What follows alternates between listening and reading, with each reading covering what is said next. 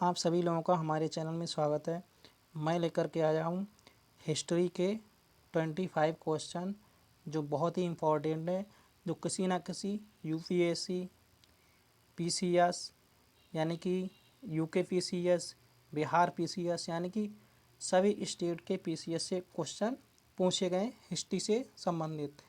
तो उन्हीं क्वेश्चनों को हमने कवर किया है जो आपके एग्ज़ाम के लिए बहुत ही लाभदायक होंगे। तो क्वेश्चन नंबर 1 से हम स्टार्ट करते हैं। हड्डी से निर्मित आभूषण भारत में मध्य पाषाण काल के संदर्भ में प्राप्त हुए हैं। तो इसका आंसर हमारा ए और वी दोनों सही हैं। ए और वी दोनों सही हैं। अब इसकी हम व्याख्या करते हैं दोनों सही क्यों हैं। मध्य पाषाण कालीन महदहा, मध्य पाषाण कालीन महदहा उत्तर प्रदेश के प्रतापगढ़ जिले से बड़ी मात्रा में हड्डी व सींग प्राप्त हुए हैं। जी.आर. शर्मा मैदहा में यानी कि जो खुदाई करता थे 3 क्षेत्रों का उल्लेख करते हैं, जो झील क्षेत्र है, बूचड़ खाना संकुल क्षेत्र एवं कब्रिस्तान क्षेत्र में बटा था। बूचड़ खाना क्षेत्र से ही हड्डी और सींग निर्मित उपकरण बड़े पैमाने पर पाए गए हैं। यानी कि सराय नाहर जो भी हमने लिया है, सराय नाहर से भी हड्डी के उपकरण मिले हैं, यानी कि दोनों से मिले हैं। सराय नाहर राय से और मैदहा दोनों से उपकरण मिले हैं, यानी कि ऑप्शन ए और बी दोनों राइट आंसर हैं। क्वेश्चन नंबर 2 पर पहुंचते हैं।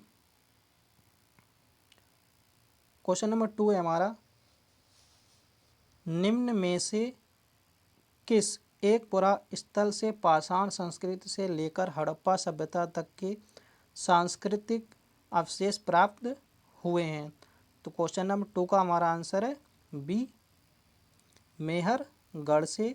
यह क्वेश्चन पूछा गया था यूपी पीसीएस 2008 के प्री एग्जाम में क्वेश्चन पूछा गया था। क्वेश्चन नंबर 3 पर पहुंचते हैं।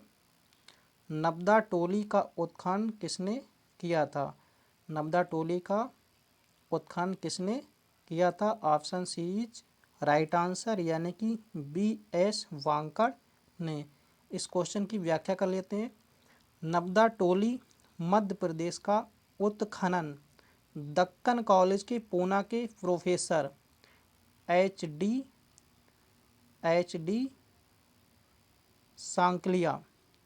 डी सांकलिया ने कराया था। यह स्थल इस महाद्वीप का सबसे विस्तृत उत्खनित ताम्रपाषाणी ग्राम स्थल है, जिसकी तिथि ईसा पूर्व 1600 से 1300 के मध्य निर्धारित की गई है। क्वेश्चन नंबर 4 पर पहुंचते हैं। क्वेश्चन नंबर 4 है हमारा, भारत में पशुपालन एवं कृषि के प्राचीनतम साक्ष्य प्राप्त हुए हैं। कहाँ से प्राप्त हुए हैं, अभी क्वेश्चन हमने पीछे पढ़ भी लिया था। मेहरगढ़ से। Option D is right answer. यह क्वेश्चन यूपी पीसीएस फ्री 2005 में पूछा गया था। क्वेश्चन नंबर 5 पर पहुंचते हैं। उस स्थल का नाम बताइए जहां से प्राचीनतम स्थायी जीवन के प्रमाण मिले हैं। तो इसका हमारा आंसर है डी, अभी जो किया था मेहरगढ़ से। यही भी question UP PCS main exam में, कौन से एग्ज़ाम में, मेन एग्ज़ाम में 2008 में पूछा गया था। क्वेश्चन नंबर 6 पर पहुंचते हैं। निम्नलिखित में से किन स्थानों से मध्य पाषाण काल में पशुपालन के प्रमाण मिलते हैं। को ऑप्शन है हमारा सी, बागौर। ये ऊपर नीचे ऑप्शन हो गए, उससे कोई दिक्कत नहीं, बागौर। ये क्वेश्चन हमारा यूपी पीसीएस प्री 2018 में पूछा गया था। इस क्वेश्चन की हम व्याख्या कर लेते हैं।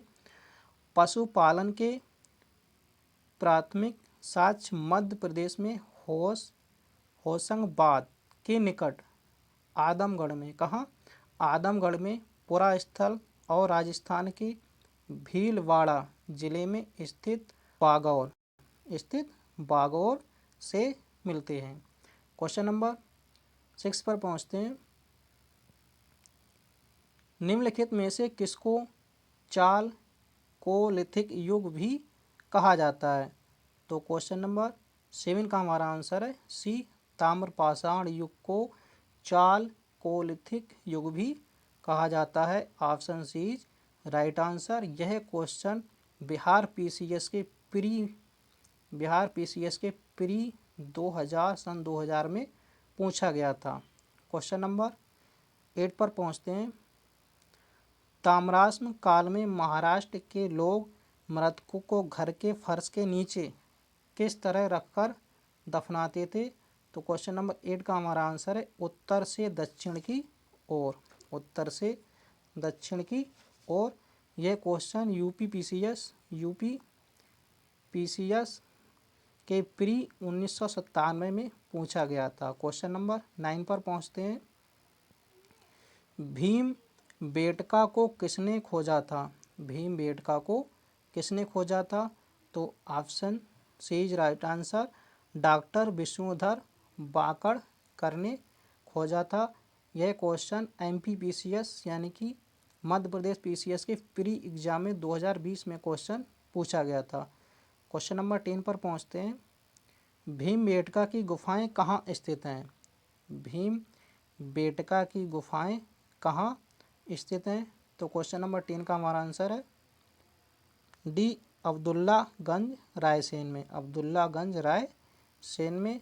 यह क्वेश्चन हमारा एमपी पीसीएस यानी मध्य प्रदेश पीसीएस में प्री में 2013 में क्वेश्चन पूछा गया था। क्वेश्चन नंबर 11 पर पहुंचते हैं। निम्नलिखित में से किस भारतीय पुरातत्ववेत्ता ने पहली बार भीमबेटका गुफा को देखा और उसके शैल चित्रों के प्रागैतिहासिक महत्व को खोजा? तो क्वेश्चन नंबर 11 का हमारा आंसर है सी यानी कि BS बांकर ने। ऑप्शन ऊपर नीचे है, उससे कोई दिक्कत नहीं। ये हमारा यूपी पीसीएस के फ्री 2020 में पूछा गया था।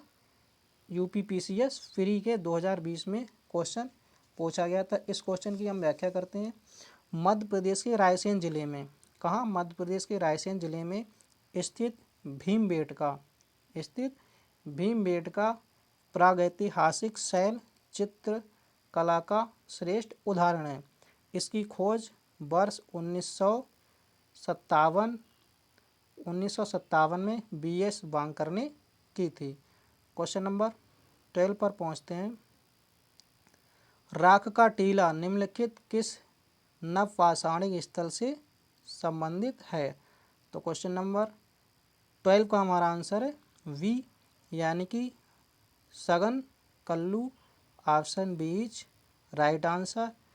यह क्वेश्चन यूपी पीसीएस के मेन 2009 में पूछा गया था। यूपी पीसीएस के मेन 2009 में पूछा गया था। इस क्वेश्चन की हम व्याख्या कर लेते हैं। कर्नाटक में मैसूर के पास बेल्लारी जनपद, कौन से? बेल्लारी जनपद में स्थित सगनकल्लू नामक नवपाषाण कालीन पुरास्थल से राख के टीले प्राप्त हुए हैं। क्वेश्चन नंबर 13 पर पहुंचते हैं। भीमबेटका किसके लिए प्रसिद्ध है? भीमबेटका किसके लिए प्रसिद्ध है? तो भीमबेटका गुफाओं के शैल चित्र के लिए प्रसिद्ध है। Option A is right answer. यह क्वेश्चन एमपी पीसीएस प्री 2004 में पूछा गया था। क्वेश्चन नंबर 14 पर पहुंचते हैं। नबदा टोली किस राज्य में अवस्थित है? नबदा टोली किस राज्य में अवस्थित है? तो नबदा टोली मध्य प्रदेश राज्य में स्थित है। यह क्वेश्चन यूपी पीसीएस के 2009 में पूछा गया था मेन एग्जाम में। क्वेश्चन नंबर 15 पर पहुंचते हैं। बृहत पाषाण स्मारकों की पहचान की गई है। बृहत पाषाण स्मारकों की पहचान की गई है। तो क्वेश्चन नंबर 15 का हमारा आंसर है बी, मृतक को दफनाने के स्थान के रूप में। मृतक को दफनाने के स्थान के रूप में। यह क्वेश्चन यूपी पीसीएस के मेन 2005 में पूछा गया था यूपीपीएससीएस के मेन एग्जाम में 2005 में। इस क्वेश्चन की हम व्याख्या करते हैं। नवपाषाण युगीन, नवपाषाण युगीन दक्षिण भारत में शवों विभिन्न प्रकार के समाधियों में दफनाने की परंपरा विद्यमान थी। इन समाधियों को जो विशाल पाषाण खंडों से निर्मित है, बृहत् पाषाण को मेगालिथ के नाम से भी जाना जाता है। बृहत् पाषाण को मेगालिथ, क्या चीज़, मेगा से भी जाना जाता है। क्वेश्चन नंबर 16 पर पहुंचते हैं। क्वेश्चन नंबर 16 है हमारा, भारतीय उपमहाद्वीप में कृषि के प्राचीनतम साक्ष्य प्राप्त हुए हैं। तो क्वेश्चन नंबर 16 का हमारा आंसर है डी। कहाँ से प्राप्त हुए हैं? मेहरगढ़ से। यह क्वेश्चन यूपीपीसीएस के मेन एग्जाम में 2007 में पूछा गया था। क्वेश्चन नंबर 17 पर पहुंचते हैं। भारतीय उपमहाद्वीप में कृषि के प्राचीनतम साक्ष्य कहाँ से प्राप्त हुए हैं? तो क्वेश्चन नंबर 17 का हमारा आंसर है C, Mehrgarh. Option C is right answer. यह क्वेश्चन यूपीपीसीएस के मेन 2007 में पूछा गया था। क्वेश्चन नंबर 18 पर पहुंचते हैं। नवपाषाण युग में भारतीय उपमहाद्वीप के उत्तर पश्चिमी क्षेत्र में निम्नलिखित में से किस स्थान पर कृषि के अभ्युदय के प्रारंभिक प्रमाण प्राप्त हुए हैं? तो 18 का हमारा आंसर है बी। कहाँ से प्राप्त हुए? मेहरगढ़ से। यह छत्तीसगढ़ के पीसीएस प्री 2017 में पूछा गया था। छत्तीसगढ़ के प्री एग्जाम 2017 में क्वेश्चन पूछा गया था। क्वेश्चन नंबर 19 पर पहुंचते हैं। भारतीय उपमहाद्वीप में कृषि के प्राचीनतम साक्ष्य प्राप्त हुए हैं। क्वेश्चन नंबर 19 का हमारा आंसर है सी। कहाँ से? मेहरगढ़ से। Option C is right answer. यह क्वेश्चन यूपीपीसीएस के 2018 में पूछा गया था। क्वेश्चन नंबर 20 पर पहुंचते हैं। एक ही कब्र से 3 मानव कंकाल निकले हैं। एक ही कब्र से 3 मानव कंकाल निकले हैं।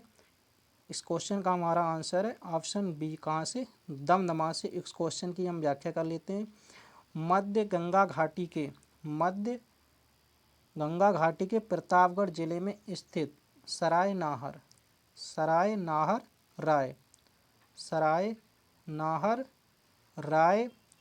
मैदहा तथा दमदमा का उत्खनन हुआ है। मैदहा तथा उत्खनन हुआ है। दमदमा में लगातार 5 वर्षों तक किए गए उत्खनन के फलस्वरूप पश्चिमी तथा मध्यवर्ती क्षेत्रों से कुल मिलाकर 41 मानव समाधान प्राप्त हुए, यानी 41 कंकाल प्राप्त हुए हैं।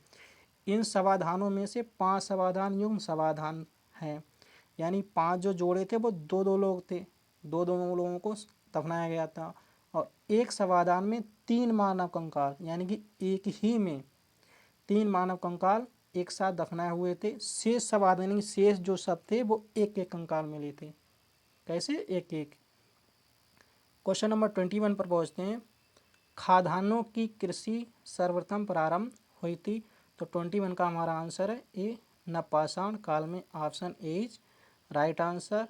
यह क्वेश्चन हमारा यूपीपीसीएस के मेन 2005 में पूछा गया था। मेन एग्जाम में 2005 में पूछा गया था। खाद्यान्नों का उत्पादन सर्वप्रथम नवपाषाण काल में हुआ। यही वह समय है जब मनुष्य कृषि कर्म से परिचित हुआ था। क्वेश्चन नंबर 22 पर पहुँचते हैं। भारत में मानव का सर्वप्रथम साक्ष्य कहाँ मिलता है? भारत में मानव का सर्वप्रथम साक्ष्य कहाँ मिलता है? तो क्वेश्चन नंबर 22 का हमारा आंसर है डी, नर्मदा घाटी से। कहाँ से? नर्मदा घाटी से। यह क्वेश्चन पूछा गया था यूके पीसीएस के प्री 2006 में। यूके यानी उत्तराखंड के पीसीएस से। इस क्वेश्चन की हम व्याख्या करते हैं। भारत में मानव का सर्वप्रथम साक्ष्य मध्य प्रदेश के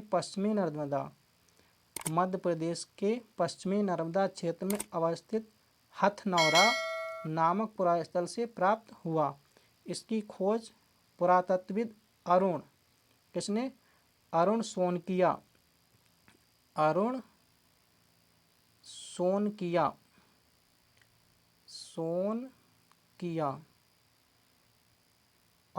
सोनकिया के द्वारा की गई थी 5 दिसंबर 1982 1982 में, 5 दिसंबर 1982 में। क्वेश्चन नंबर 23 पर पहुंचते हैं। प्रथम मानव जीवाश्म भारत की किस नदी घाटी से प्राप्त हुआ था? तो 23 का हमारा आंसर है सी, अभी भी पढ़ा था, नर्मदा घाटी से। Option C is right answer.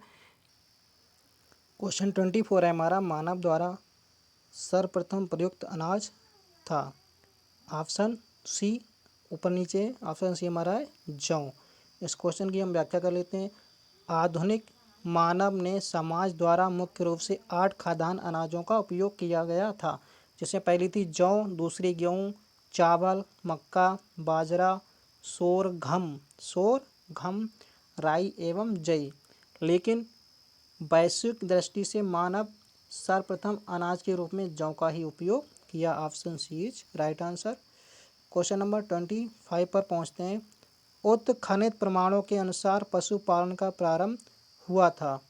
उत्खनित प्रमाणों के अनुसार पशुपालन का प्रारंभ हुआ था। तो क्वेश्चन नंबर 25 का हमारा आंसर है डी, मध्य पाषाण काल में। Option D is right answer. यह क्वेश्चन हमारा यूपीपीसीएस के मेन एग्जाम यानी कि 2006 में पूछा गया था। अगर आपको ये वीडियो अच्छा लगा हो तो लाइक और सब्सक्राइब करना ना भूलें। यह वीडियो देखने के लिए आप सभी लोगों का धन्यवाद।